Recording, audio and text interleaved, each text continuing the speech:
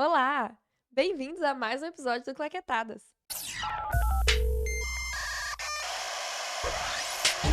Eu sou a Laura Ribeiro Eu sou Glauber Machado. e hoje a gente vem com um quadro que a gente já fez uma vez antes. A gente teve algumas outros episódios parecidos, assim, mas que particularmente é um dos meus favoritos. Eu gosto bastante também. Onde a gente revisita tudo que a gente. Bom, tudo que a gente viu esse mês, os pontos positivos, os pontos negativos. A gente revista tudo nesse mais um episódio do Um Mês em Mês em Revista. revista, é isso aí. Especial mês de abril dessa vez, né? Vamos comentar sobre os melhores e os piores filmes assistidos por nós, né, ao longo desse mês de abril. Eu separei as minhas assistidas. Eu assisti, na verdade, mais de 40 filmes no mês de abril. Mas, para que não tenhamos outro caso do episódio do Oscar, eu separei exatamente os meus pontos mais altos, meus pontos mais baixos e umas coisinhas a mais. E acho que também nem é muito a proposta do quadro, acho que é mais a gente se Sim, focar nas coisas que são os nossos destaques mesmo. com Então, certeza. pra bem e pra mal, né? Exatamente. Eu vou começar já de bom humor, dizendo 3 surpresas que eu tive. Eu pensei em não apenas falar 3 filmes que eu assisti que eu gostei, mas eu me preocupei em pegar 3 filmes que me surpreenderam. Então, assim, foram 3 filmes que eu não esperava que eu iria gostar tanto deles quanto eu gostei. Então, eu coloquei eles como 3 surpresas. Não apenas 6 destaques, mas como 3 surpresas que eu tive. Justo. A minha primeira surpresa do mês e maior obsessão, não tinha como eu não comentar, foi Spree, Uhum. que é um filme de 2020, que estava disponível até o início do mês no catálogo da HBO. Agora ele está para ser encontrado por, né? Tem que caçar ele pra Sai- achar.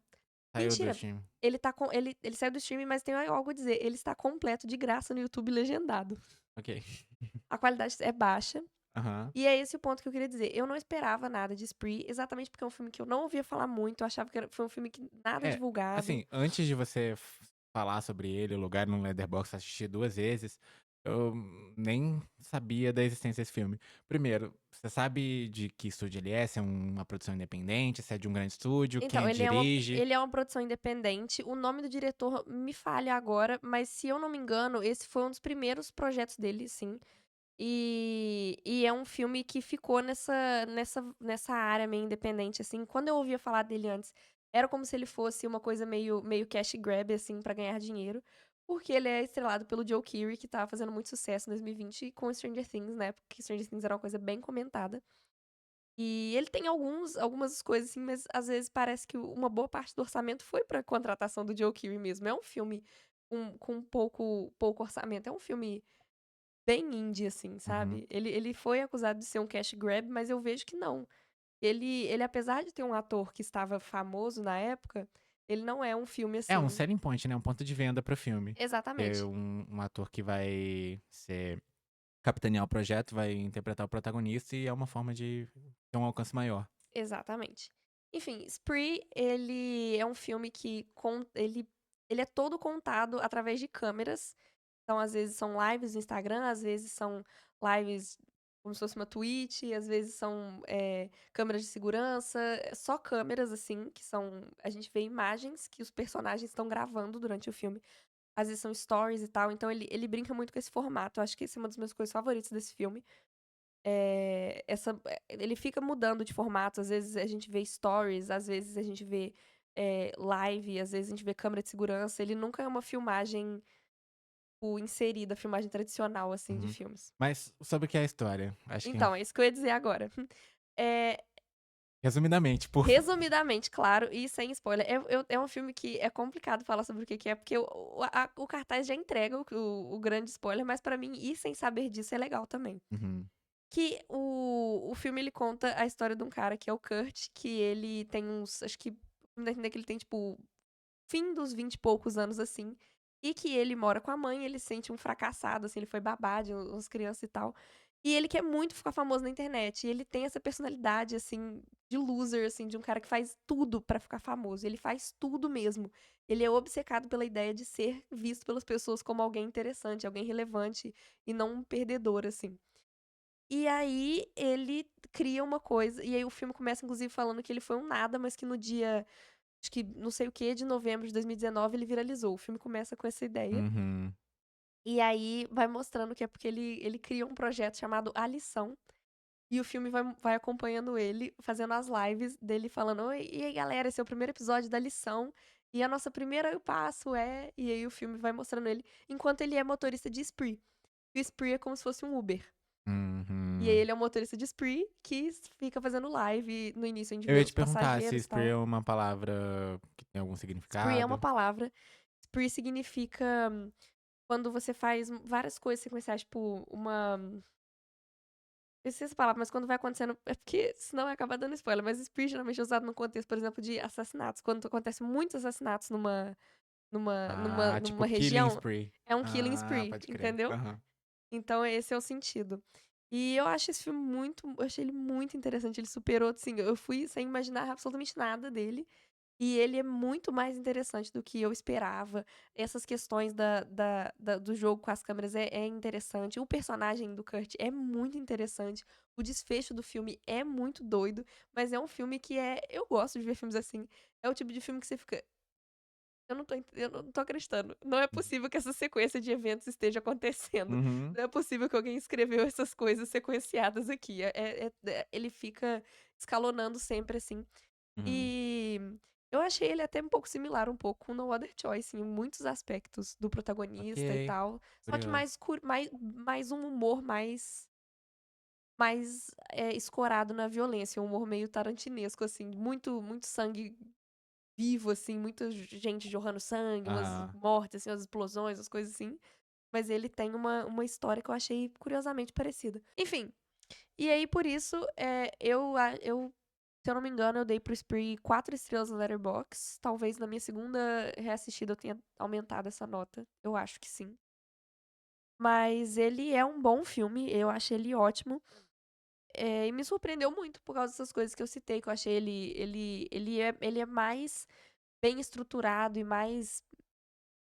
Ele é mais estudado do que eu imaginei. Eu achei que ele ia ser muito trashzão e você vê que não, que ele é um filme feito por alguém que entende de cinema, entendeu? Ele tem uma Entendi, preocupação com o roteiro e tal, com a montagem. Ele não é um filme foda-se, assim, como eu imaginei que ele fosse entendi. antes de assistir.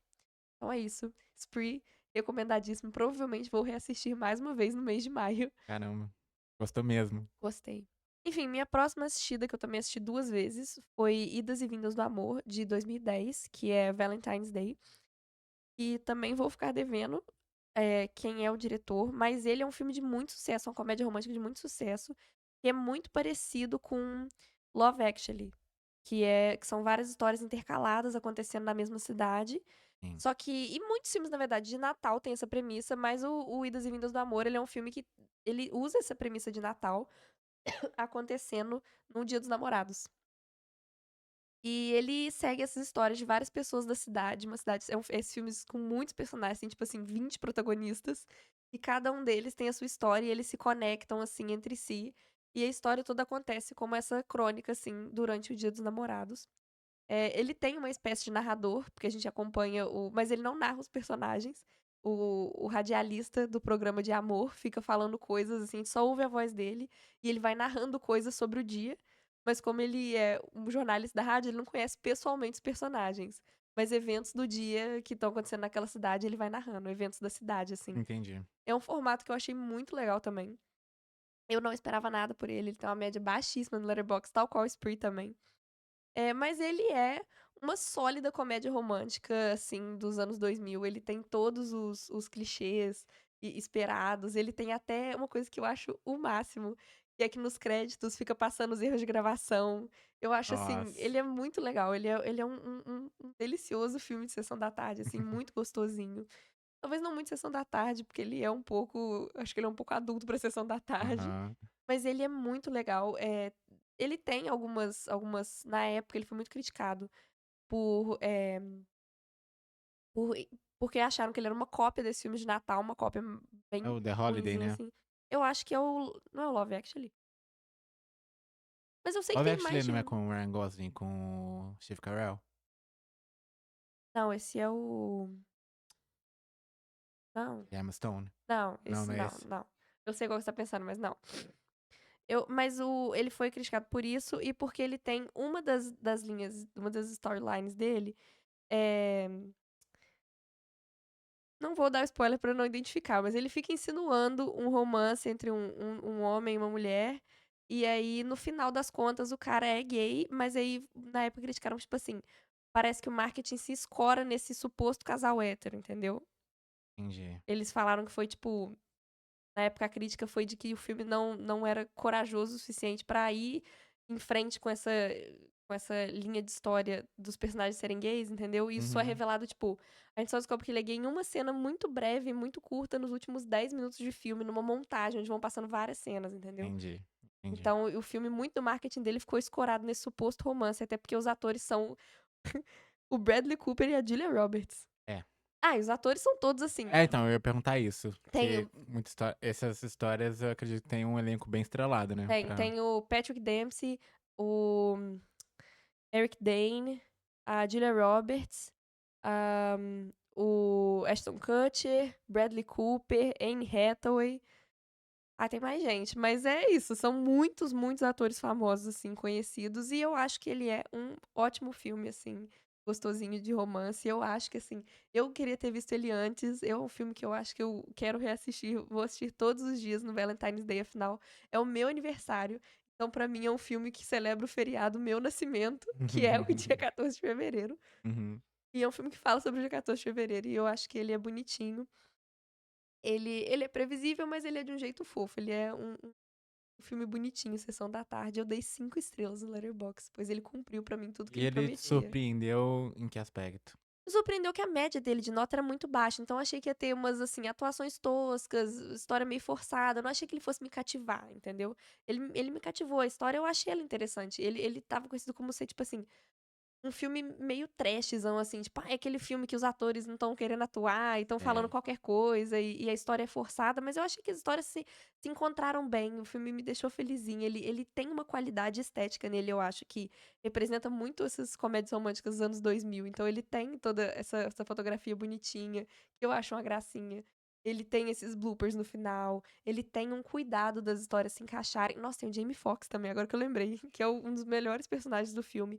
Então, assim, eu achei que ele cumpre muito bem o que ele prometeu. Ele não é uma comédia romântica ruim. Pra mim, ele é, tipo assim, tá no top tier, assim, das comédias românticas, do que eu acho que uma comédia romântica tem que ser, assim. Uhum. Em termos de personagens e de história e do desenvolvimento da trama, da trilha sonora, que eu acho muito legal também. Um pop da década, assim, fim dos anos 2000, início de 2010. Então, assim, 5 estrelas. Ok. E a minha última surpresa do mês foi Cinco Tipos de Medo, um filme brasileiro dirigido pelo Bruno Bini, que eu não achei informação sobre isso na Wikipédia, mas no Letterboxd, se você entra no perfil dele como diretor, você vê que ele já tinha lançado um curta com esse mesmo título em 2018 e que agora parece que foi captado para ser um longa. Uhum. É, ele foi distribuído pela Downtown Filmes e ele é um filme que está rodando num círculo, eu acho, muito, muito, muito indie. Porque não foi fácil achar informação sobre ele na internet. Eu digo que ele foi uma surpresa porque eu nunca tinha ouvido falar desse filme. Eu estava no meu sentimento, no meu desejo de ir no cinema todos os dias, ver todos os filmes. E aí, como eu estava vendo todos os filmes em cartaz, eu falei, ah, vou ver esse daqui também. Uhum. E nossa, foi uma surpresa muito boa, assim. Eu fiquei impressionada. Eu fiquei, assim, muito encantada com esse filme. E pesquisando sobre ele, eu descobri também que ele ganhou, deixa eu ver, 4, foi 4 ou 5? 4 prêmios no Festival de Gramado do ano passado. Legal. Ele ganhou, melhor longa-metragem brasileiro, melhor roteiro, melhor montagem e melhor ator coadjuvante para o Xamã, o cantor. Legal. Então, ele é um filme muito interessante aí, ele também, segue essa linha de histórias paralelas. E 5 histórias com 5 tipos de medo que o protagonista explica no final. Agora eu não vou lembrar. No final não, no início. É medo de morrer, medo de ficar preso, sufocado, eh, medo de perder alguém que você ama. Aí eu não vou lembrar dos outros não. Mas é Tá. porque não é uma coisa que é destacada, assim. Porque todos eles Uhum. passam por todos os tipos ao decorrer da trama. Entendi. E eles também são todos conectados, mas é de uma forma muito doida, assim. Eu lembro de na metade do filme eu estar pensando, não é possível. Como que esse cara vai ligar com os outros? Tem uns personagens que eu ficava assim, não tem como. Esses daí não estão ligando, os outros eu vi conexão. E ele começa com o protagonista, assim, ele tem um protagonista central, que é o Murilo. E o filme começa com ele na pandemia. O filme abre, não abre com essa cena, mas a primeira parte de história é isso. É com ele na pandemia sendo entubado, numa UTI. E aí ele tá conversando com a enfermeira e tal. E, e ele mora sozinho com a mãe. E ele tá falando com a enfermeira sobre a mãe dele tá mal e não sei o quê, pedindo pra enfermeira cuidar da mãe dele. E aí ele é entubado e o filme faz um time skip pra 2025. E ele encontra com essa enfermeira numa farmácia. E aí a gente descobre que a mãe dele morreu e ele sobreviveu. E a enfermeira fica assim: você não lembra mais de mim e tal. E eles acabam se envolvendo num romance, mas ela tem um namorado que é o chefe de uma, de uma facção do bairro que eles moram, que é o Xamã. E aí o filme se desdobra, na verdade, na cena central de um tiroteio. Que aí todos os personagens que não parecem que não tem nada a ver uns com os outros se conectam porque todos foram afetados de um jeito ou de outro com esse tiroteio. E eles estão todos buscando mais ou menos a mesma coisa, sem saberem, sem se conhecerem. Uhum. Então foi um filme que, assim, ele me surpreendeu muito. Ele tem uma ação boa, os momentos de comédia dele são bons. Ele tem uns momentos emocionantes que teve pontos que eu achei que ele ia ficar meio piegas, mas ele não foi. Ele foi um drama bem medido, assim, bem colocado. Então eu achei que ficou legal. Ele ele tem umas conexões interessantes, assim, de pensar sobre. No início, abre com o monólogo do Murilo falando sobre. Não só sobre os cinco. Não só sobre os 5 tipos de medo, mas também sobre como o nosso corpo reage fisicamente ao medo. E o filme vai explorando essas coisas de observar nos personagens, tipo, ficar atento, ficar arrepiado, várias coisas assim. E aí ele tem um desfecho também que eu acho super interessante, assim. Eu acho que ele poderia ter tem momentos que eu achei que ele podia ter acabado diferente pra alguns personagens, talvez. Mas pra mim tem umas cenas que elas crescem tanto, assim, tem umas cenas mais pro final do filme que elas são tão boas. Eu acho que tudo bem as cenas finais, as últimas, não serem tão perfeitas, assim. Eu acho que ele atinge o ápice já antes de acabar mesmo, assim. E pra mim, caso alguém ouça isso após ter assistido, a cena da cadeia no final, toda a sequência de cenas, na verdade, da cadeia no final, eu acho que é o ápice do filme, assim, em todos os sentidos. Eu acho que é tudo muito interessante, muito bem dirigido. Acho que os atores, os coadjuvantes, os outros prisioneiros que estão, que são figurantes quase, assim, na cena, também mandam muito. É um filme que ele é característico por ter personagens todos muito marcantes, muito redondinhos, assim. Uhum. Uma coisa que a gente comentou do Agente Secreto, de todos os personagens serem interessantes. Eu acho que Sei. todos os personagens de 5 tipos de medo são interessantes, até o sem nome. Legal. Então é isso também. 5 estrelas. E infelizmente não tá no cinema e também não sei como achar pra vê-lo, porque ele é um filme que no Letterboxd ele tem tipo 500 pessoas logaram ele, foi Ele ficou difícil achar pouquíssimo tempo em informação na cartaz, né? pouquíssimo tempo. Acho que é a semana de praxe assim que o cinema tem que deixar uma semana e só. Entendi. É, Mas é isso, esses foram meus três surpresas, 3 destaques positivos. legal. Fiquei bastante curioso com os 5 tipos de medo. Recomendo. Então, agora é minha vez, né, e eu vou falar sobre um filme que eu revisitei, durante esse mês de abril. É um filme que povoou o meu imaginário na minha infância. Não é um filme pra crianças, mas é um filme que eu assisti criança e me marcou muito, que é Hollow Man, ou Homem Sem Sombra no Brasil, do Paul Verhoeven, que é o diretor de Robocop, de Showgirls, entre outros. Filme de 2000, protagonizado pelo Kevin Bacon.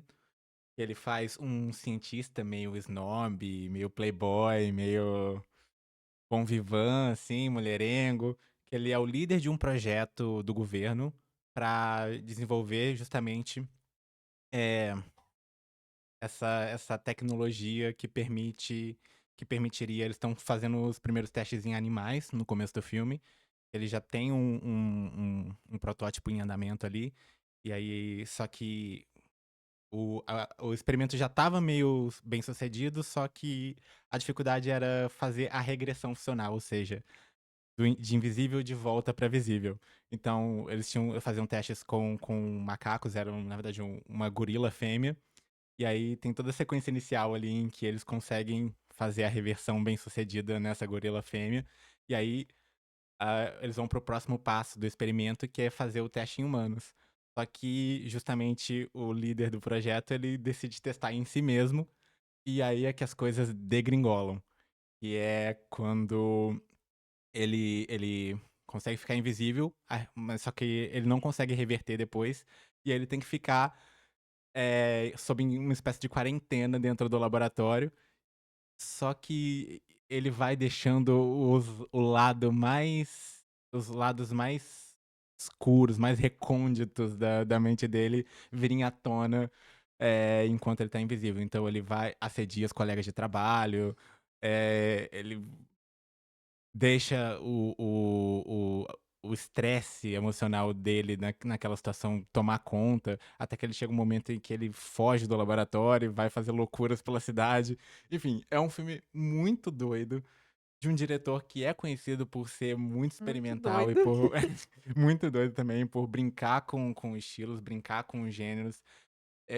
Eu gosto muito dessa verve satírica do Paul Verhoeven, eu acho que ele lida muito bem com esse equilíbrio entre um olhar crítico para uma situação social, para um cenário específico. Então, essa coisa, por exemplo, da Hollywood como essa máquina de moer sonhos em Showgirls. É um filme que ficou muito mal falado. Ele recebeu críticas mistas e muito negativas na época do seu lançamento, mas que também reviveu, o público reconheceu o valor dele, ganhou um status de cult ao longo dos anos. É, mas o Hollow Man é o seu próprio monstro, por assim dizer. E é curioso pensar que esse filme do Verhoeven, ele é uma tentativa de fazer um filme mais blockbuster, mais acessível, depois que ele fez Starship Troopers, que foi outro fracasso de bilheteria dentro da carreira dele, que é um outro filme que também foi ressignificado com o tempo. Porque as pessoas simplesmente não entenderam a proposta de Starship Troopers. E é muito doido pensar esse filme ser um filme mais comercial na época, sendo que é um filme que tá lidando com abuso, com estupro, com essa lógica de um ser humano que é tão atraente ao mesmo tempo que ele é tão cheio de vícios, tão carregado.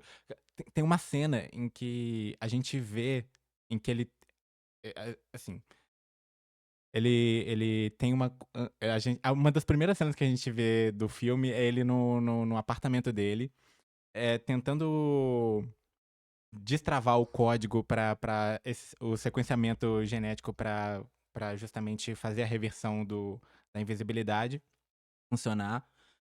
E aí ele se distrai olhando pela janela, vendo a vizinha dele trocando de roupa. E aí quando ele foge do laboratório, uma vez que ele já tá, transformado, ele Já é já é o homem invisível? invisível, ele vai até o apartamento dela, consegue entrar dentro do apartamento dela, fica vendo ela tomando banho, e aí a gente vê na câmera no ponto de vista do personagem ele partindo pra cima dela. Então o filme também tá brincando com essa lógica da gente ser o voyeur, da gente, enquanto espectador, ser esse agente do desejo, esse agente da provocação, esse agente do vício, esse agente da violência, Aham. através do olhar, sabe, que é um olhar voyeurístico. Quanto É, mais você fala, mais eu me surpreendo que se você começou com: "Esse é o filme da minha infância", e aí cada mas é palavra que sai da sua boca é pior que a que a anterior. mas é um filme que foi muito chocante pra mim, e tem essa coisa também, ele foi indicado ao Oscar por efeitos visuais, que é bem impressionante mesmo. A gente vê o processo de reversão acontecendo, o processo tanto de transformação quanto de reversão acontecendo. Então, não é uma coisa de visível e instantaneamente ficou invisível. A gente vê as camadas de pele se desfazendo, as veias sumindo devagar. A gente vê o esqueleto com carne viva se desfazendo e ficando invisível, sabe? É um processo moroso e é de terror, é um filme de terror mesmo. É, no seu aspecto amplo, é um filme de horror mesmo. E quando ele tá justamente em quarentena no laboratório, eles tem a equipe do projeto, né, os cientistas, eles têm uma solução criativa para pra tentar pra lidar com ele. Então eles fazem um molde de silicone ali e ele fica com aquela cara de plástico, sem olhos, sem boca, e é uma imagem que tá impressa no fundo do meu cérebro, porque isso é muito impactante para uma criança, você ver essa máscara de plástico sem olhos, sem boca, e pra representar que existe uma pessoa aqui. E é muito e funciona muito ainda até hoje, apesar de os efeitos já estarem um pouco datados. Mas quando esse personagem, então, tem a queda pra loucura, aí ele vira aí entra no killing spree, aí realmente vira ele contra os colegas de laboratório e tem a e aí o filme tem a sua final girl, obviamente, como todo bom filme de terror, que seria a ex a ex do líder do projeto, que é uma colega de trabalho deles, é uma das líderes ali junto com ele. Mas que agora tem um caso com outro colega de trabalho da equipe. Nossa. Então é drama também a perder de vista. Mas é um filme muitíssimo interessante. Eh, é um Paul Verhoeven, eu acho que, tipo, até um filme mais mediano dele é um filme interessantíssimo. É recomendadíssimo, foi uma experiência muito divertida reassisti-lo depois de tanto tempo. Achei interessante, vou assistir. Ficou mais no meu radar, assim. Ele entrou na Netflix tem pouco tempo, não dá pra saber quanto tempo vai ficar, então é interessante assistir enquanto antes. Entrou também a sequência, o Homem Sem Sombra 2, mas não é dirigido pelo Paul Verhoeven, eu nunca nem tinha ouvido falar, eu só fui saber depois que tinha uma sequência, e eu nem sei, assim, nem Será tenho que é pretensão essas de sequências doidas, tipo Titanic 2?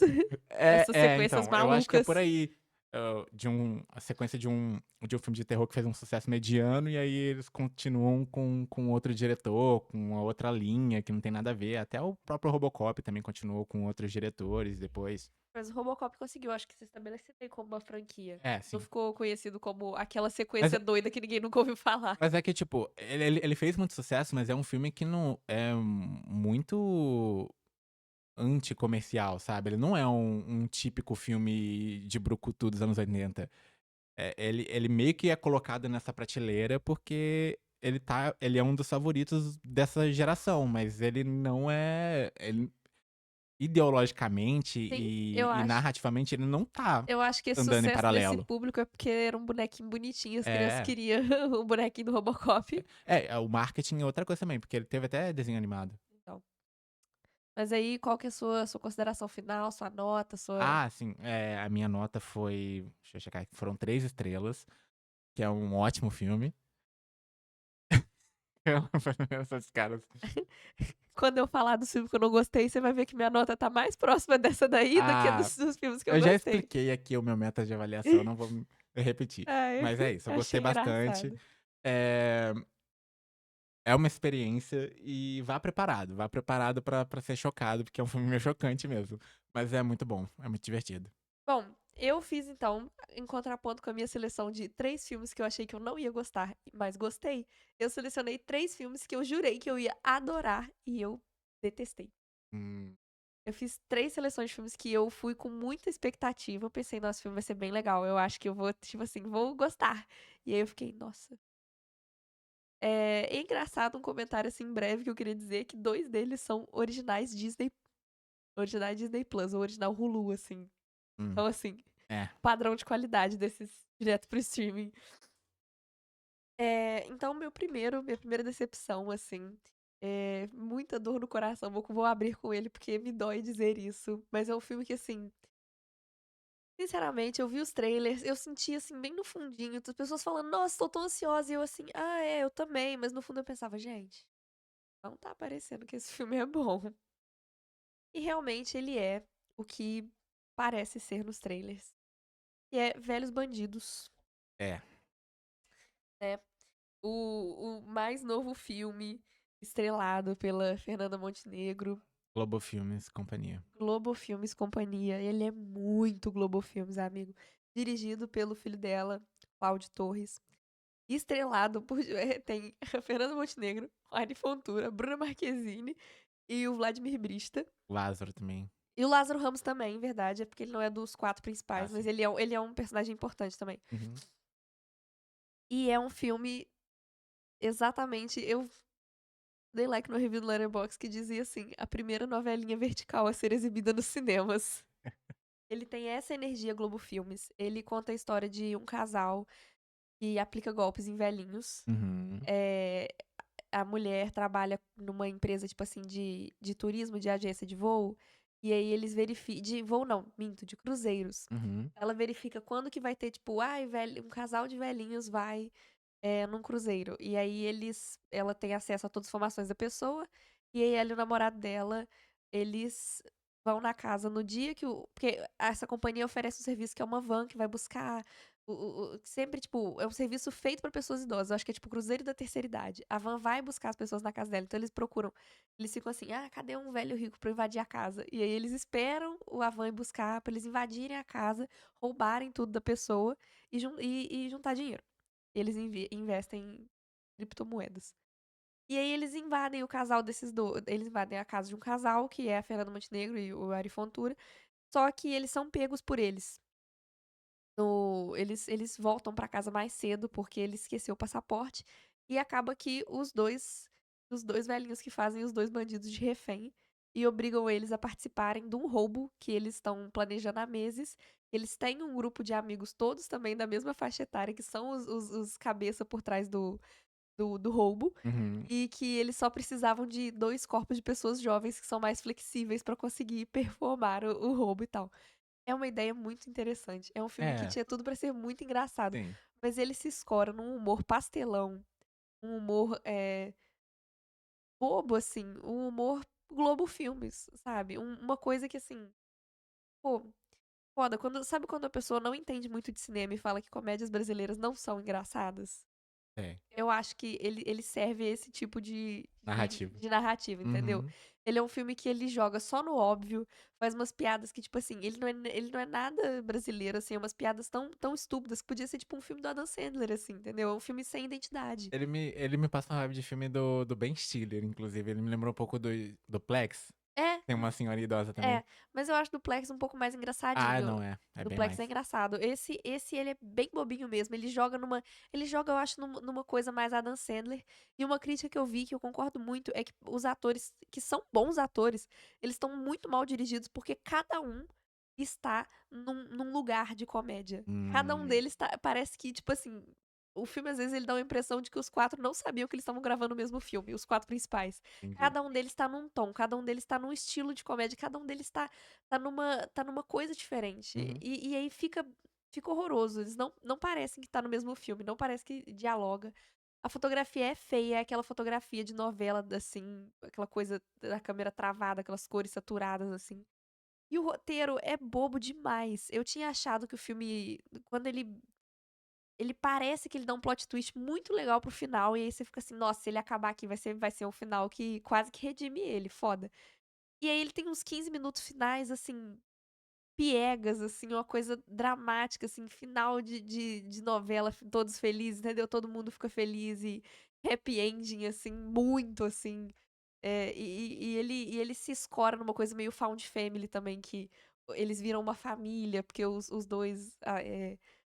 os dois que são os 2 ladrões novinhos, eles são carentes de figuras paternas, e o casal de velhos não tem filhos, então ele vira uma coisa meio assim, e aí, ai, É. ele é bobo, é um filme bem bobinho, assim, me decepcionou Avaliação ruim, né? bastante.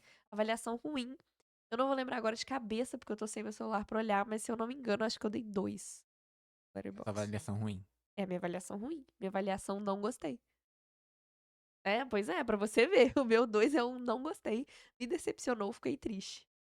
Eu acho que os outros eu dei 2 ou 2,5 também, e seriam bons pra você, eu sei. É. O próximo é Crush, que em português virou Crush Amor Colorido, que é um filme que eu esperava que fosse ser uma comédia o que eu falei, tudo que eu elogiei em Valentine's Day, do que eu acho que uma comédia romântica tem que ser, tudo que ela tem que se propor, a estética da comédia romântica, o tom das piadas, o Uhum. nível dos atores, onde que eles podem estar se encontrando, entendeu? Como que eu acho que a coisa tem que correr mesmo se utilizando de clichês, eu acho que Rush é um exemplo de um filme que eu estava esperando ver um filme super legal, uma comédia romântica que ia me divertir, ia me deixar feliz, Uhum.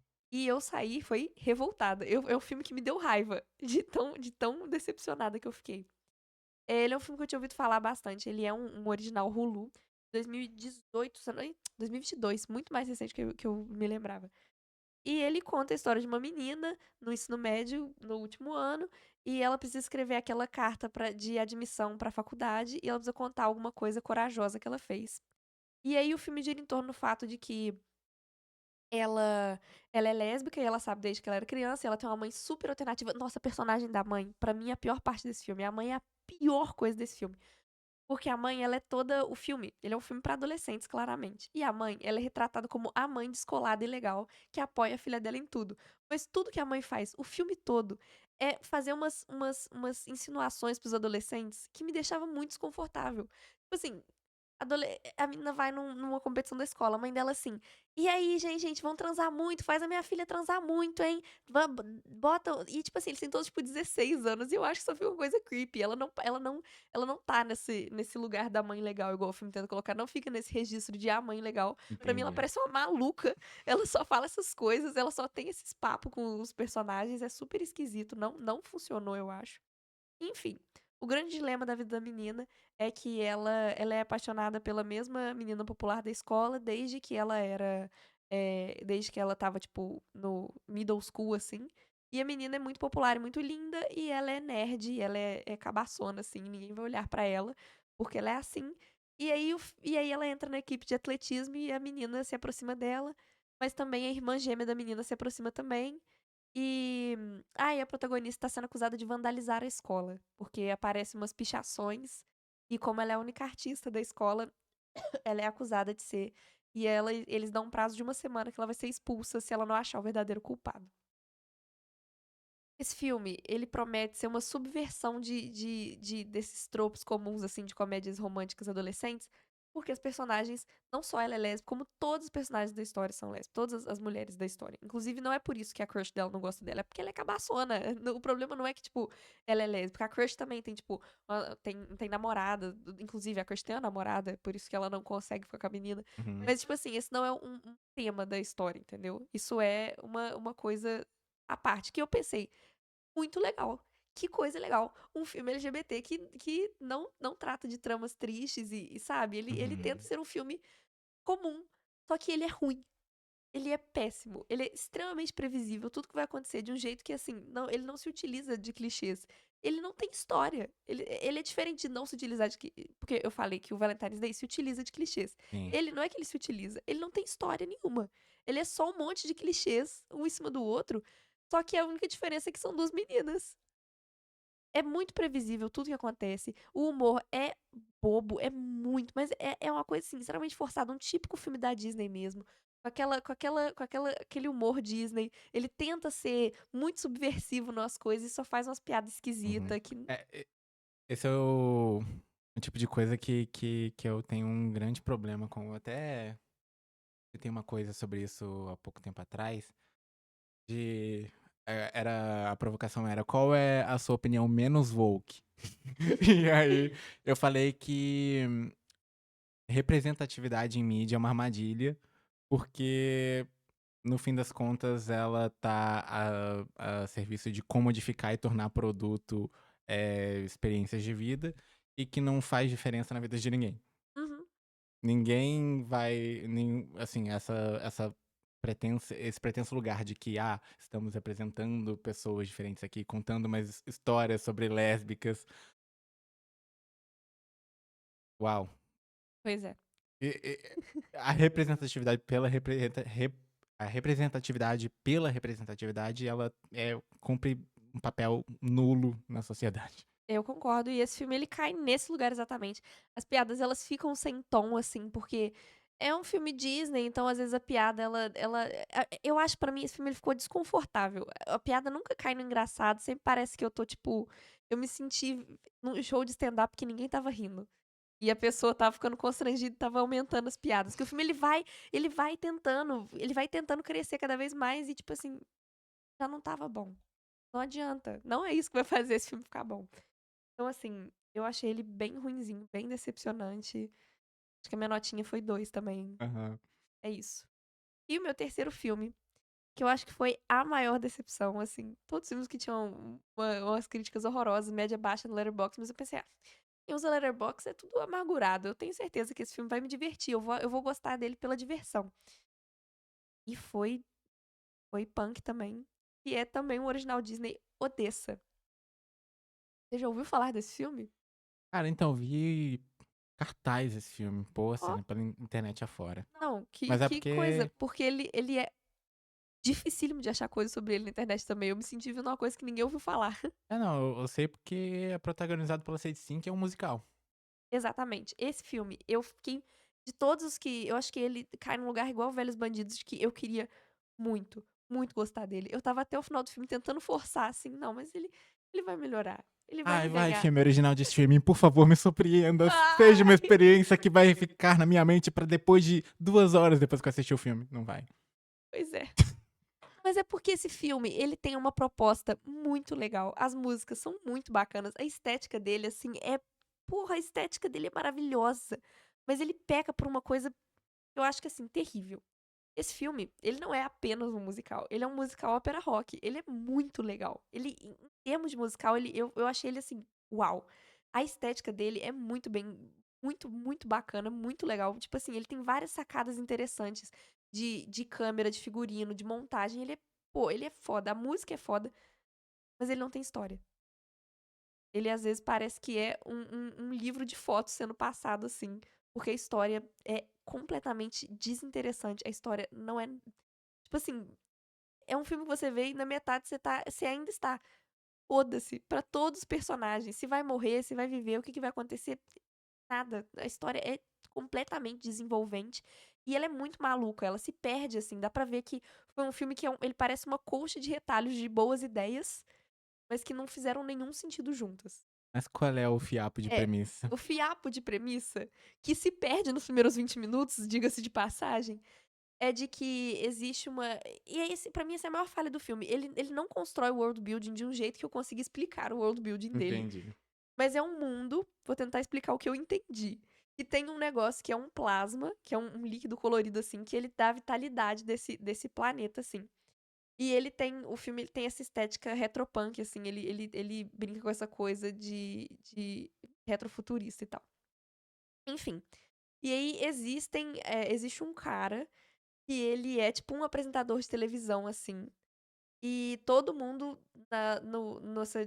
nessa distopia meio que tem que assistir o programa dele, não pode falar mal do programa dele. E nesse programa, e ele tem muito dinheiro, é uma coisa meio capital, assim, de Jogos Vorazes, quem mora Hum. no planeta dele, na ilha dele. E é lá que ele faz o programa dele, que é um programa de auditório, onde as pessoas que são da Terra vão pra lá, tipo, da parte que não é ilha, né? Esqueci como é que fala isso do. Ah, foda-se. As pessoas vão pra lá pra se humilhar fazendo coisas e ele promete que vai dar dinheiros pras pessoas. Mas na É um verdade show de é talentos. um show de talentos, mas é bem aquele tipo o programa do Luciano Huck, tipo, vai, pobre, roda aí pelado pra você ganhar uma casa. E no final a pessoa sempre se fode, porque ele tem que decidir quem é o número um, e no final ele sempre acha que ninguém mereceu o número um e que o único número um é ele. Enfim, e aí, paralelo a isso, tem a Odessa, que é a nossa protagonista, que ela mora numa área rural isolada, ela não conhece ninguém além do pai e da mãe. O pai dela e a família dela toda, eles são descendentes de. Eu acho que eu esqueci como é que fala, eu acho que era Wanderers, que são as pessoas que, tipo, são nômades, mas que o pai dela se estabeleceu pra ela nascer. E que um ancestral dela fez um pacto com o espírito da floresta que a música deles seria capaz de salvar o mundo desse cara do show de talentos. É tão mal construído que não dá pra entender direito do que eles estão tentando salvar o mundo. Mas não é qualquer um dos nômades da. Tipo assim, os nômades são essas pessoas, mas a família dela é uma família de nômades que foi dada esse dom. Mas apenas o sétimo filho. E ela nasceu menina, mas o pai dela acha, como ele diz muito eloquentemente numa cena, não é porque você não tem um pinto que você não é o sétimo filho. E aí, ela é o sétimo filho. O pai dela morre quando ela é criança e ela fica destinada a ser isso. O filme começa com a mãe dela morrendo, a mãe dela não quer que ela vá pra cidade. Quando a mãe dela morre, ela vai, ela pega o violão mágico, feito com a árvore mágica, e ela vira nômade também, com o intuito de derrotar o. Na verdade, não dá pra entender o que ela quer, não. vou ser sincera, não dá pra entender direito não. Ela cai numa emboscada na primeira noite dela fora da ilhazinha dela, do lugarzinho dela, cai numa emboscada. E o violão dela é roubado. E aí ela parte pra cidade, na verdade parece que o objetivo dela é mais recuperar o violão. Entendi. Isso que me deixou confusa, eu não entendi muito bem se ela estava desde o início tentando derrotar o cara. Aliás, eu não entendi nem se ela queria derrotar o cara, porque a partir do momento que ela chega na cidade, o foco vira completamente outro. E a cidade é linda, são várias experimentações estéticas muito legais.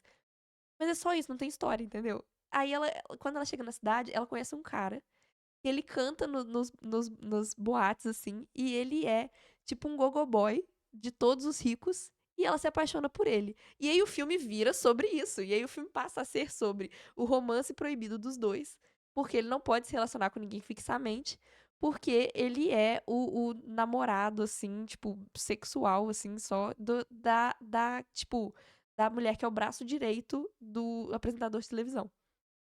E aí fica nessa coisa meio. Mas o filme é muito maluco, muito maluco. Pra você ter uma ideia, na cena final, ela vai nesse programa pra tentar recuperar o namorado dela que é sequestrado. E aí, quando ela chega lá, cara, é muito inacreditável isso. Ela ganha e aí ela pede pra ver ele de novo. E aí, quando ele reaparece, eles fizeram uma harmonização facial nele. Ele ficou igual o Lula Molusco quadrado. E aí eles falam que é porque eles fizeram lavagem cerebral. O filme ele mistura tanto, é muito doido. Eles fizeram lavagem cerebral e alteraram o rosto dele. E aí ele já não é mais a mesma pessoa e tal. E aí no final ele explode tudo. E todo mundo morre. O filme acaba desse jeito muito doido. E não dá pra entender o que que é o plasma, mas dá pra entender que o plasma é muito importante. E esse cara, ele meio que monopolizou o plasma só pra ele, esse apresentador de televisão. Não dá pra entender nada desse filme. Nada. Mas é nada mesmo. Eu não entendi o que que é, o que que era o world building. Eu não entendi qual que era a construção desse mundo. Eu não entendi qual que era o objetivo do Odessa direito. Eu não entendi se ela realmente se ela tinha o poder de derrotar o cara. Claramente ela tinha, mas ela queria isso? Em nenhum momento ela parece querer isso. Ela não tá nem aí pra esse cara. Ela só vai pra cidade porque ela quer pegar o violão dela. Ela só quer ser nômade, entendeu? Não tem motivo pra ela querer derrotar o cara que não o namorado dela. Mas esse filme tem uma cena de casamento, que ela se casa com esse namorado dela, que é legal, porque ela usa um terno assim, tipo Elvis, e ele usa um vestido vermelho de renda, e é uma cena Kant. Esse filme ele é um filme que apenas serve Kant. As cenas são lindas, a estética é linda, e ele não tem história nenhuma, a história é confusa, é horrorosa, eu não entendi. É um filme que assim, não é um, nossa, eu não entendi, devo ser muito burro pra ver esse filme tão inteligente. É um, nossa, ninguém entendeu esse filme. Ele pega várias ideias boas de vários lugares e ele não sabe escolher uma só. E ele É, tenta ser não, eu tudo e não é consigo fazer nada. paralelos com 1 milhão de coisas aí no que você falou, mas nada parece se conectar mesmo. Nada é muito sólido e nada se conecta e nada faz muito sentido no final das contas. O filme é muito. Não entendi o que que esse filme é. Aconteceu aqui. Eu não entendi o que que era pra ter acontecido. Eu acho que eu dei 2 ou 2,5. Muita tristeza no coração, porque ele tava muito bonito e as músicas eram muito legais. E no início eu pensei, esse filme vai me divertir muito. Esse filme vai ser legal, vai ser divertido. Eu vou ficar rindinho e cantando as musiquinhas. No final eu já tava assim, eu não sei. Esse filme tá acabando, tá começando, esse é o início, eu não tô entendendo o que que tá acontecendo. Qual que era a linha que era pra essa história ter seguido. Então é isso, minhas 3 decepções do mês. Mais uma edição com alguém saindo decepcionado com o filme original Rulo. Ah! Bem, agora eu vou falar de um filme que você viu também, que foi decepção pra mim. Não que eu esperasse grandes coisas, mas que foi menos ainda do que eu esperava e eu sei que você gostou. É, pois é, E é adendo, eu adorei. Eu dei 4 estrelas e meia. Super Mario Galaxy, o filme. Vamos discutir sobre ele. Então, Super Mario Galaxy, o filme, que história que tem? Não tem história. A história Como que não tem história? A é, história ba- é nítida. é basicamente uma continuação direta do filme anterior, que agora ele tá lidando com expansão desse universo, uma vez que a gente tem a princesa Rosalina, que nessa versão é irmã da princesa Peach, e elas foram separadas desde muito cedo. Só que agora, depois que o Bowser foi capturado, o Bowser Jr., seu filho, assume o manto de grande vilão e vai né, atrás da princesa pra justamente usar os recursos das estrelas ali, que é a fonte de magia dela, pra resgatar o pai. Só que aí o pai se alia aos irmãos Mario Luigi, né. Irmãos Mario. O sobrenome deles é Mario. Mario Mario e Luigi Mario. Ah, é verdade, tinha esquecido disso. É, tem isso. E aí, basicamente, é uma jornada de referências e cenas que poderiam estar num jogo, mas estão num filme durante 1h30 de duração. E você vê, olha só, esse personagem que eu vi naquele jogo. Olha, esse personagem que eu vi naquele outro jogo. Olha, esse personagem que eu vi naquele outro jogo. Por 1h30. E é isso. Ó, amigo, se você acha que a gente vai ter um debate muito interessante, eu tenho que te dizer que não. Porque a única razão pelo qual eu não dei 5 estrelas pra esse filme é porque eu acho que ele é horrível. Mas eu nunca estive tão feliz assim na minha Por vida. quê? Então ele é 4,5. Eu vou ter que te perguntar por quê. Cara, eu não sei, inexplicável. Eu vi esse filme, eu não sei. Eu acho o primeiro eu dei 5 estrelas. Eu acho o primeiro, assim, maravilhoso. Ele me fez rir, ele me fez chorar. Eu fiquei assim: "Ai, como Assim, ele". Eu queria ter assistido eles quando eu era criança, eu fiquei encantada, eu senti a sensação de ser uma criança com os olhinhos brilhando na tela do cinema. Eu estava empolgadinha o filme todo, eu fiquei: "Ai, que coisa incrível". Eu sou facilmente vendida por esse tipo de filme. Enquanto você ficou: "Ó, o personagem que eu vi naquele jogo", eu fiquei: "Oh, meu Deus, o personagem que eu vi naquele jogo". Eu tenho assim, essa falha de caráter, gosto de animações genéricas. o primeiro eu acho que ele tá mais compromissado em introduzir para um público, assim, todo mundo conhece Mario, todo mundo conhece esses personagens, mas eu acho que ele faz um trabalho de localizar esse personagem dentro desse universo que está sendo construído. Então a gente começa no mundo humano, toda a passagem dele para a Terra dos Cogumelos, enfim, e aí a batalha final com Bowser acontece de volta no mundo humano, tem todo um arco ali que O acontece. primeiro é muito melhor que o segundo, eu sei disso. E já o segundo, ele tá muito, né, nessa linha, assim, pra não dizer que eu só estou falando mal, a animação é maravilhosa, é muito bonita. É muito bonita. E tem uns detalhes, assim, dá pra ver que os animadores estão se divertindo, eles têm liberdade pra brincar. Então você vê personagens no fundo de cena fazendo algumas reagindo de um jeito engraçadinho, ou pequenos gestos ali, coisas que acontecem, mas assim, não tem muito mais de substância pra tirar disso não. Não que eu estivesse procurando substância no filme do Super Mario Galaxy, mas eu procurava um pouquinho de coesão narrativa, um pouquinho de um esmero pra além de tipo, crianças vão se divertir com qualquer estímulo, um pouquinho visual, uma historinha agitada, personagens minimamente carismáticos. Eh, Enfim, eu acho que eu esperava um tantinho mais. Eu chorei na cena que as irmãs se reencontram. Assim, tiveram 2 cenas envolvendo essas personagens do filme todo. E eu chorei nas 2.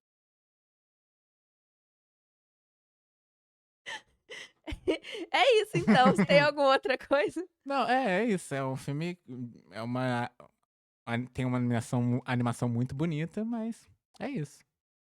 Eu fiquei assim, pra não dizer que eu não me surpreendi com nenhum cameo, eu fiquei infelizmente eu já sabia que o Fox McCloud ia estar no filme, mas eu pensei: "Pô, olha, o Fox McCloud, Aí, viu? ele é legal". Mas aí, justamente, ele ele se alia, né, ajuda a Princesa Peach lá naquele hub onde era a Princesa Peach que ele ajuda? Ele ajuda a Peach a chegar E na aí na Rosalina. exatamente. Aí o Mario chega lá e eles se conectam imediatamente e eles vão todos juntos, porque agora eles são amigos, eles estão trabalhando juntos. Poder da amizade. É o poder da amizade, é isso. Lindo. Talvez 5 eu só seja estrelas. amargurado demais.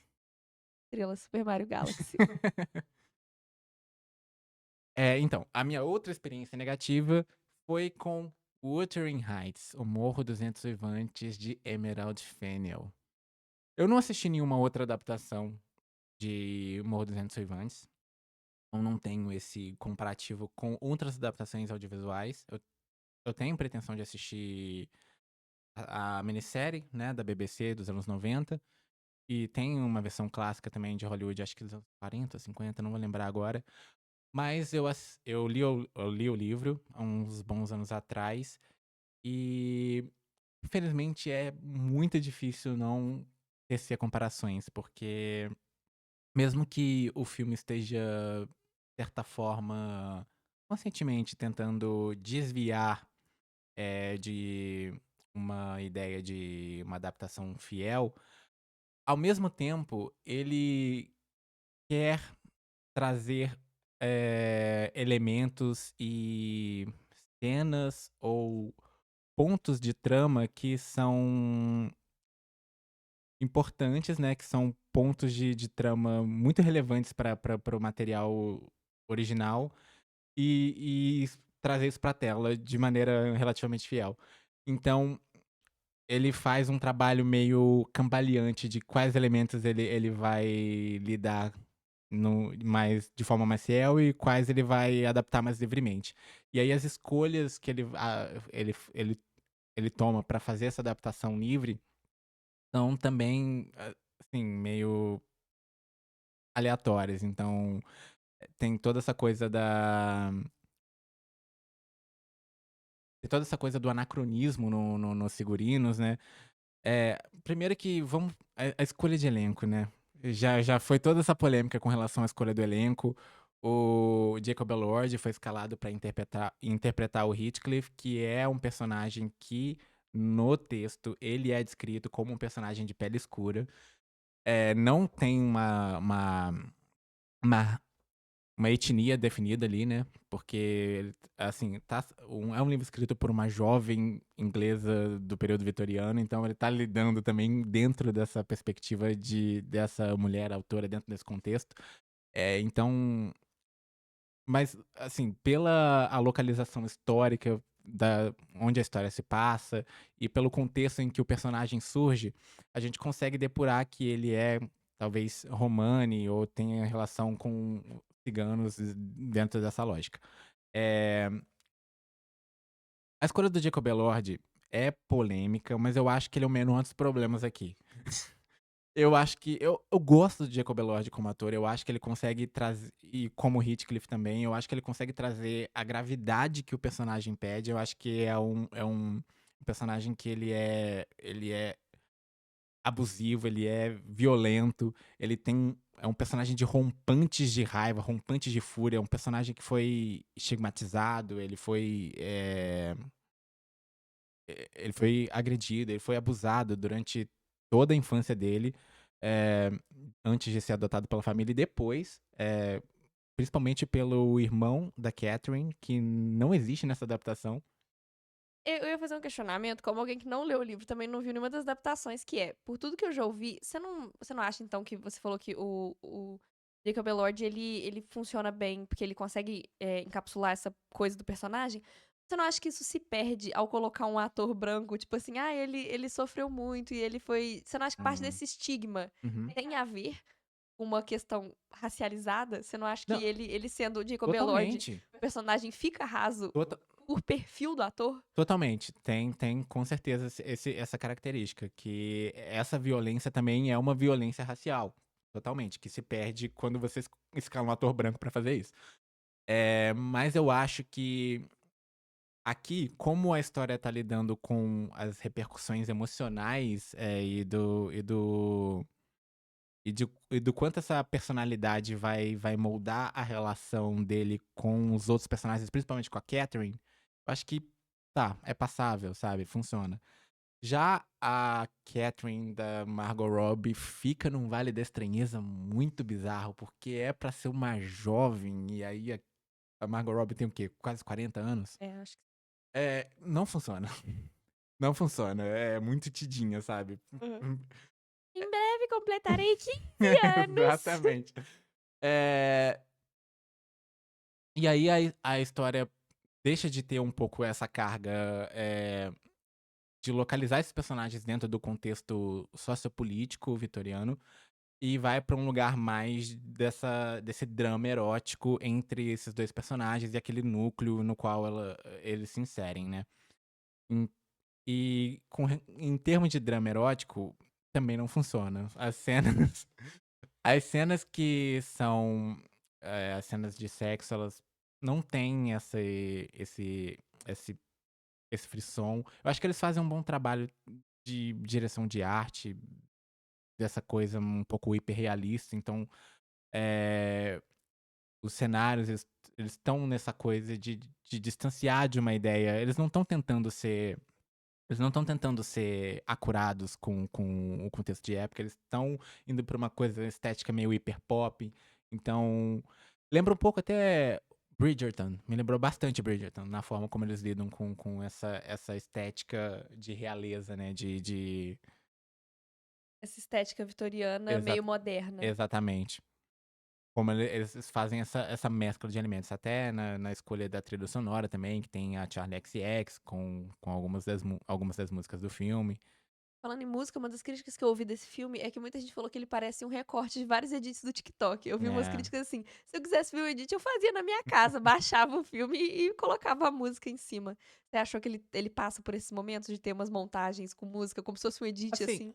acho que não tanto, não tem muito essa vibe, mas eu acho que essa a questão é que essa transposição pra do drama e dessa característica de um drama de personagem, de um estudo de personagem tão profundo que o livro faz, desse sofrimento e desse de personagens que escolhem viver o sofrimento, geração após geração. Então o livro tá lidando com 2 gerações de personagens e aqui no filme ele Só só lidam com uma, né? lidar com uma. Esse sofrimento perene que parece que perdura e passa de um para outro, tem esse lugar aqui de uma forma relativamente explorada, principalmente na relação da Catherine com o pai, porque aí, não tendo o personagem do irmão, o pai assume esse lugar do grande vilão na família, porque ele aí não tem mais eh, a esposa, então ele vira um bêbado, e torra praticamente todo o pouco dinheiro que a família tinha e acaba o que acaba levando a Catherine, meio que necessariamente a se envolver com o duque, enfim, a pessoa da realeza que estava interessada nela. É uma pessoa de maior poder aquisitivo que estava interessada nela.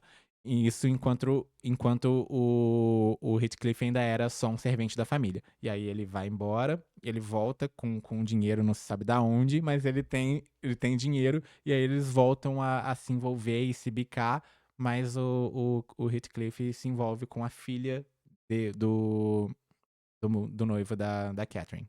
A filha não, perdão, A irmã. a irmã.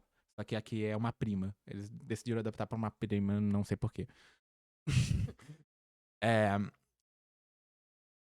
Então, eles tentam lidar com essa carga de dramática desses personagens que estão vivendo um sofrimento perene. Aliás, é curioso porque não é um livro fácil. É um livro que parece que você vai devagar entrando naquele núcleo de personagens, entrando naquelas situações, nas perspectivas, e, e aos poucos você vai sendo levado ao drama, sabe? Uhum. E aqui, É é, mais escrachado, assim.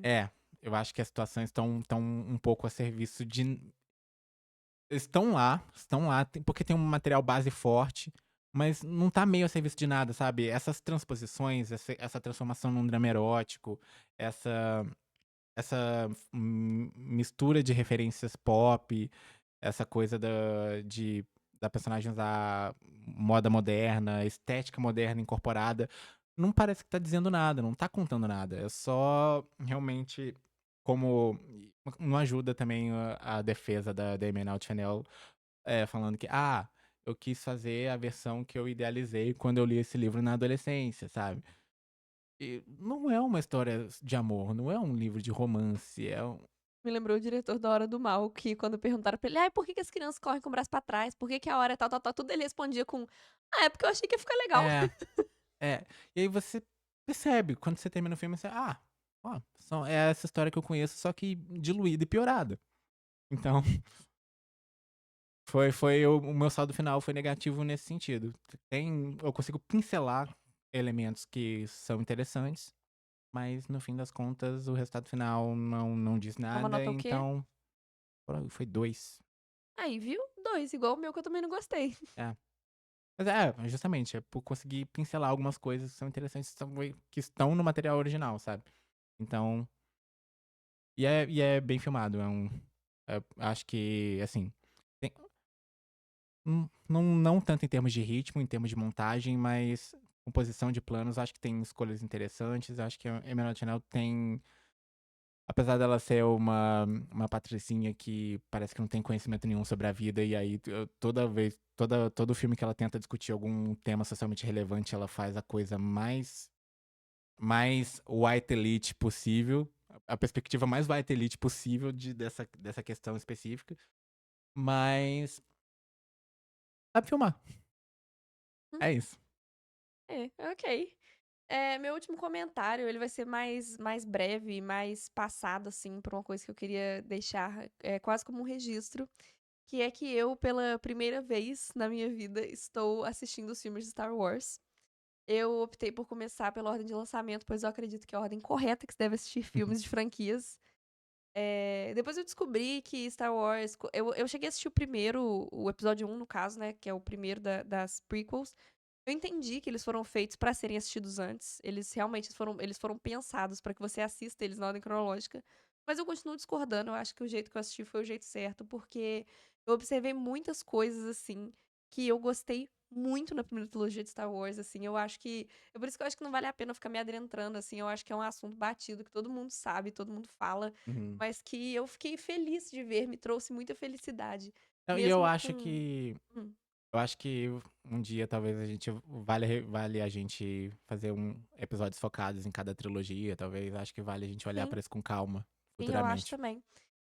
Eu fiquei muito feliz, senti muita alegria, mesmo com a remasterização que eu sei que ele passou. Eu sei que Star Wars é o filme que ninguém nunca vai ver a versão que foi feita no cinema de novo. Quem viu, viu. Quem não viu, realmente nunca mais vai ver. Uhum, Mas eu fiquei encantada, eu fiquei tão feliz, eu me senti vendo, assim, como é lindo quando as pessoas amam fazer filmes. Eu fiquei impressionada, assim, com a primeira trilogia, o uso eu sou muito fã de uso de puppets em filmes e obviamente efeitos práticos, né, porque é nos anos 70, mas eu fiquei feliz de vê-los, eu fiquei uhum, feliz de ver o uso dos efeitos práticos, um uso muito legal. Toda vez que aparecia um personagem não humano na tela, eu ficava: "Que coisa linda, que coisa maravilhosa, que coisa incrível". Os Ewoks no terceiro filme, eu fiquei assim: "Que coisa mais incrível, esses marionetes bonitinhos, esses animatrônicos", nada era não sei, ele me trouxe um brilho após ver uhum, tantos filmes que são com efeitos visuais exagerados e horrorosos hoje em dia, ver um filme dos anos 70 que os personagens são tão táteis, assim, me deixou uhum, tão feliz. uhum, E eu gostei muito da história, eu achei muito legal, assim, não é como se eu não soubesse, né, é impossível alguém não saber, tudo, eu sabia tudo o que ia acontecer, mas mesmo assim, eu me senti cativada pelos filmes. Eu acho que eu dei 4 ou 5 pra todos, assim, eu gostei muito.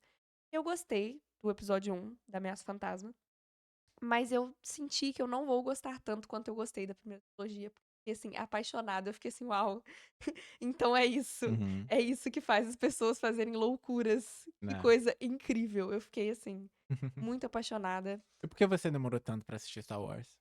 Que eu enrolo pra assistir as coisas e, na verdade, o que me motivou é porque vai sair um filme Star Wars esse mês de maio e eu fiquei assim: "Não, eu preciso acompanhar as coisas, eu quero estar por dentro". Para estar por dentro, eu tenho tantas coisas que eu nunca assisti, e aí quando vai lançar geralmente essas franquias, um filme novo, eu fico: "Agora é o momento então".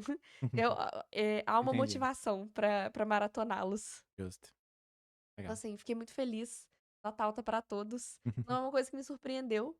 Eu já sabia que ia ser bom, mas eu acho que eu não sabia que eu ia gostar tanto, não sabia que ia ser tão bom. Como alguém que gosta muito de Star Trek, e continua gostando mais de Star Trek, eu acho que é uma comparação injusta também. Acho que são propósitos completamente diferentes, e a única coincidência é que são no espaço. Eu vejo poucas semelhanças, né. Você vê muitas semelhanças entre os dois? Não, Vejo definitivamente nenhuma. Star Wars é uma história de fantasia, e Star Trek é completamente ficção científica, tá muito Sim, mais, eh, baseado num conhecimento básico científico que a gente tem de algumas coisas, apesar de ter umas extrapolações próprias da ficção científica, acho que sim. tá lidando com temas justamente, que a ficção científica explora muito, que são temas relacionados ao ser humano e o conceito de vida, relacionado ao espaço, temporalidade, enfim, muita Exatamente. coisa. Eu acho que a própria ideia do título já prova que é um filme diferente. Star Wars é um filme, tipo, é uma fantasia, é uma aventura, tem Uhum. tem guerras, tem conflitos políticos. E É, Star Trek, ele fica muito eu gosto disso, fica muito no plano do exploração espacial. Ele não é um é. filme de conflitos, ele é um filme eu acho os filmes, a série também, é uma história mais de observar, de análise dessas coisas, do que a gente acha, como que seria o nosso contato de humanos com outras espécies, como que Uhum. seria o contato das outras espécies. Eu não acho que ele fica nesse lugar de aventura, É, assim. não, nem um pouco. Acho que Então talvez algumas versões mais recentes possam ter um tanto mais isso, mas mas eu mesmo j assim, mesmo os 3 filmes, que eu também gosto, apesar de todas as coisas, eu gosto dos 3 filmes da mais recente Star Trek. Eu acho que mesmo assim eles não se perdem muito no não chega a virar uma coisa tipo Star Wars, não uhum, chega a virar uma aventura, não. é. Pra terminar, eu quero falar do último filme que eu assisti no mês, que é L'Avventura. L'Avventura? L'Avventura? Acho que é. Italiano, não falo italiano, tá? É dirigido pelo Michelangelo Antonioni, é um filme de 1960. Já pós o período do neorrealismo italiano, que o Antonioni foi um dos realizadores, pivotais ali desse movimento.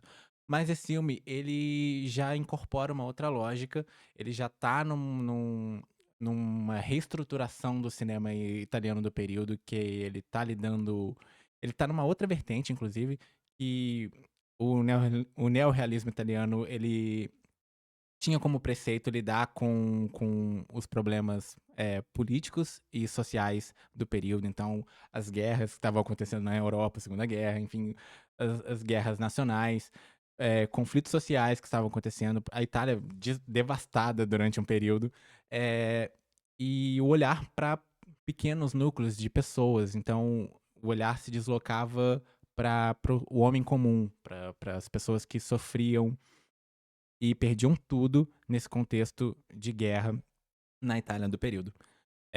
Mas aqui o Antonioni ele começa a fazer antes até nesse do que esse fi nesse antes até desse filme, é uma leve ruptura, o que foi muito criticado na época inclusive, de olhar pra alta casta. Então esse filme tá lidando com personagens que são de uma esfera mais rica da sociedade. A protagonista é melhor amiga da filha de um empreiteiro, de uma construtora que tá ajudando a reconstruir a Itália do período pós-guerra.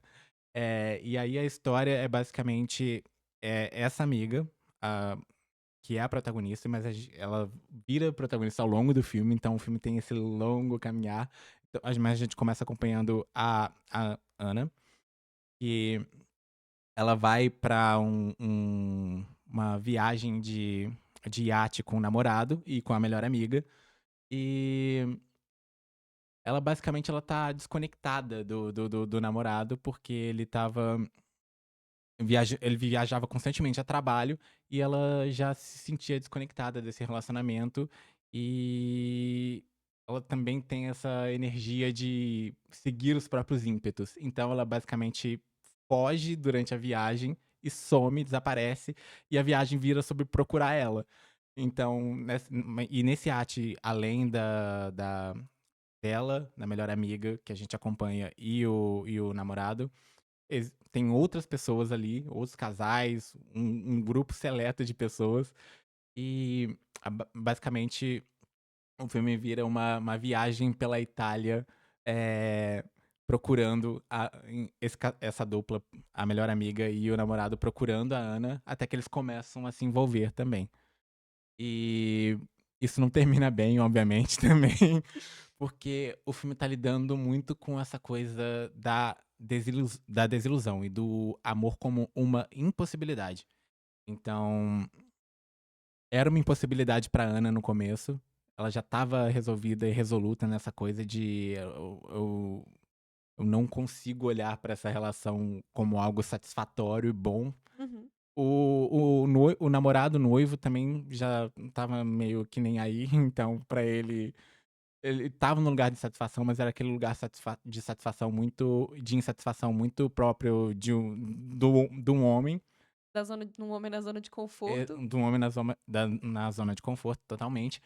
E essa amiga, vai re ela tá num lugar de insatisfação com relação à própria vida, mas aí ela começa a se envolver meio desinteressada, e quando ela começa a se envolver, é aí que o filme entra na espiral de perdição, porque o é engraçado o quanto ele vai colecionando momentos, assim, esse trajeto até eles chegarem num hotel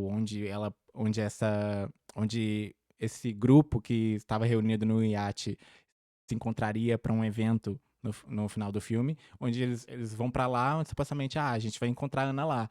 Então, vamos, vocês podem ir na frente, a gente vai ficar pra trás, procurar ela ao longo do trajeto e ver se a gente encontra, e a gente se encontra na festa depois. Eh, e nessa, quando o romance, o enlace entre os dois, entre a amiga e o namorado, parece ter chegado num ponto de convergência, é o momento em que o namorado trai a amiga com outra mulher. Eh, e o filme termina num plano muito bonito, num alto de uma colina, em que a gente vê, assim, o grande cenário, a Itália se abrindo diante da gente, e um personagem derrotado, esse protagonista reconhecendo pela primeira vez, demonstrando uma fragilidade, reconhecendo que e reconhecendo essa incapacidade de uma conexão profunda e real, enquanto a protagonista abdica do próprio sofrimento pra consolar esse cara. É um filme que tá lidando com muitos temas, infelizmente eu não vou conseguir explicá-los profundamente, mas eu recomendo muito a assistir.